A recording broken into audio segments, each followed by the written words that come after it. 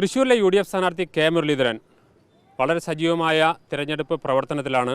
ഇപ്പോൾ അദ്ദേഹം ലൂർദ് പള്ളിയിലാണ് എത്തി നിൽക്കുന്നത്. ലൂർദ് പള്ളിയുമായിട്ട് മുരളിയേട്ടന് ഒരുപാട് അനുഭവങ്ങൾ ഉണ്ടാവുമല്ലോ ഇപ്പോൾ പഴയ കാലത്തേക്ക്. ഞാൻ മുമ്പ് ഇവിടെ ഈ പള്ളിയിലൊക്കെ ധാരാളം വന്നിട്ടുള്ള ആളാണ്.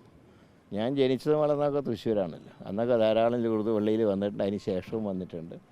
പിന്നെ തിരഞ്ഞെടുപ്പാകുമ്പോൾ എല്ലാ സ്ഥാപനങ്ങളിലും സന്ദർശിക്കും, എല്ലാ പള്ളികളിലും അമ്പലങ്ങളിലൊക്കെ സ്വാഭാവികമായിട്ട് ഒരു ദൈവവിശ്വാസി എന്നുള്ള നിലയിൽ കടന്നു ചെല്ലും. അതുപോലെ തന്നെ മുസ്ലിം പള്ളികളിൽ പോകും. അതൊക്കെ വിശ്വാസത്തിൻ്റെ ഭാഗം കൂടിയാണ്.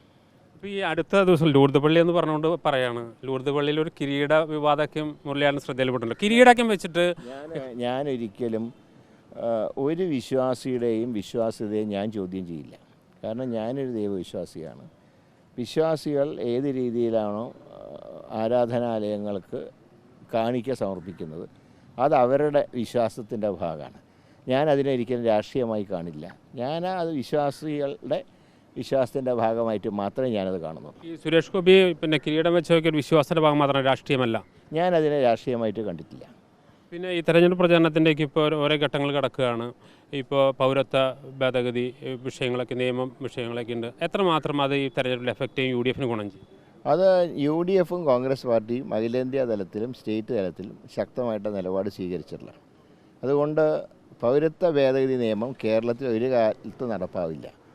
ഏതായാലും ഈ നിയമം ഒരു എക്സിക്യൂട്ടീവ് അധികാരമൊക്കെ നൽകിയെങ്കിലും ഏതാനും മാസങ്ങൾക്കകം തന്നെ ഇന്ത്യ സഖ്യ അധികാരത്തിൽ വരും. ഞങ്ങളിത് നടപ്പാക്കില്ല. ഇപ്പോൾ സംസ്ഥാനത്ത് അധികാരത്തിലേക്കുന്ന LDF, കേന്ദ്രത്തിൽ അധികാരത്തിലേക്കുന്ന BJP വലിയ രീതിയിൽ പണം ഒഴുകുന്നുണ്ട്. എങ്ങനെയാണ്? ധാരാളം പണം ഒഴുകുന്നുണ്ട്. എങ്കിലും ജനങ്ങളുടെ വിശ്വാസം, അതാണ് ഞങ്ങളുടെ ആത്മവിശ്വാസം. വലിയ രീതിയിലുള്ള പണം ഒഴുകാൻ അതൊരു ഓഡിറ്റിംഗ് ആവശ്യമാണോ? എന്താണ് മുരളിയേട്ടൻ്റെ അഭിപ്രായം? അല്ല, അത് ഒഴുക്കേണ്ടവരൊഴുക്കട്ടെ. ജനങ്ങൾ കൂടെയുള്ളിടത്തോളം കാലം ഒരു പണം ഒഴുക്കിയാലും ജനങ്ങളെ പണം കൊണ്ട് വിലക്കെടുക്കാൻ കഴിയില്ല എന്ന് വിശ്വസിക്കുന്ന ഒരാളാണ് ഞാൻ. ഒഴുക്കേണ്ടവരൊഴുക്കട്ടെ. ഏതായാലും തികഞ്ഞ ആത്മവിശ്വാസത്തിലാണ്. മറ്റു ഒരു വിവാദങ്ങളും അദ്ദേഹത്തെ ബാധിക്കുന്നില്ല. മാത്രമല്ല പണം കൊണ്ട് വിലക്കെടുക്കാൻ കഴിയില്ല വോട്ടർമാരെന്ന വിശ്വാസത്തോടു കൂടിയാണ് UDF സ്ഥാനാർത്ഥിയുടെ മുന്നോട്ട് പോക്ക്. Reporter Jason, reporter, Thrissur.